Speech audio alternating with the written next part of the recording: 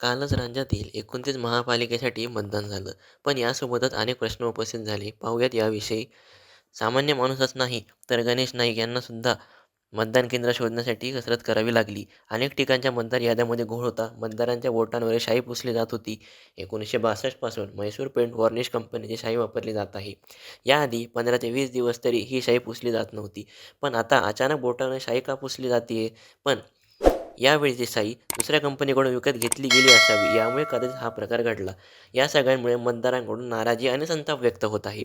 आता एक दुसरा मुद्दा. पण काही याद्यांमध्ये नावात घोळ, फोटो एकाचा आणि नाव तिसऱ्याचं हाही प्रकार घडला.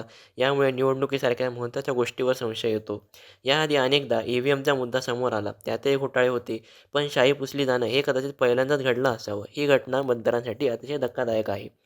महाराष्ट्रात कुर्ला, पुणे अशा अनेक ठिकाणी घटना घडल्या. पुणे महापालिकेत रवींद्र नावाच्या नागरिकाच्या नावासमोर चक्क महिलेचा फोटो होता. निवडणूक ही राज्याचे भविष्य ठरवते, पण आयोग इतके गाफील कसं राहू शकते? यंत्रणेतील काही लोक कदाचित हा प्रकार मुद्दाम घडवून आणू शकतात. याआधी मतदानामध्ये अशा चुका सहसा आढळलेल्या नाहीत. या सगळ्यांमुळे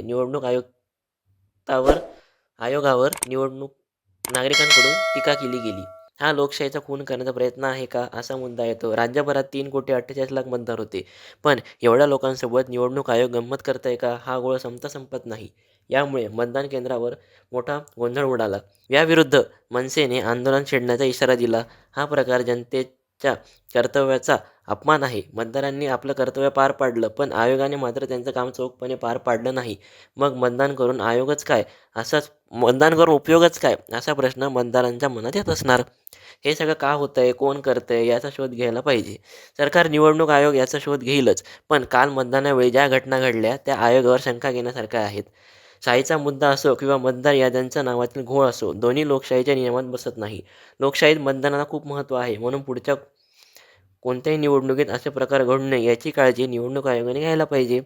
याआधीसुद्धा हाताला ग्रीस लावून जाणे, मग मतदान करणे अशा गोष्टी काँग्रेस सरकारच्या काळातही होतच होत्या.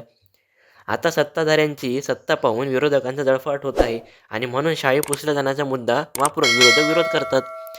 त्यांचा हे सगळं करण्यामागचा उद्देश सत्ताधारी पक्षाला खाली खेचणं आणि आपण स्वतः सत्तेत कसं येऊ हे पाहणं हेच आहे, हे यातून स्पष्ट दिसतं.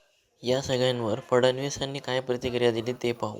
को लगाया हुआ है, अब इसको मिटा के दिखाइए. देखिए कहीं मिट रहा है. निवडणुकीतील या सगळ्या घडलेल्या घडामोडींबद्दल आपल्याला काय वाटते हे आम्हाला कमेंटमध्ये सांगा आणि चॅनलला सबस्क्राईब करायला मात्र तेवढं विसरू नका. धन्यवाद.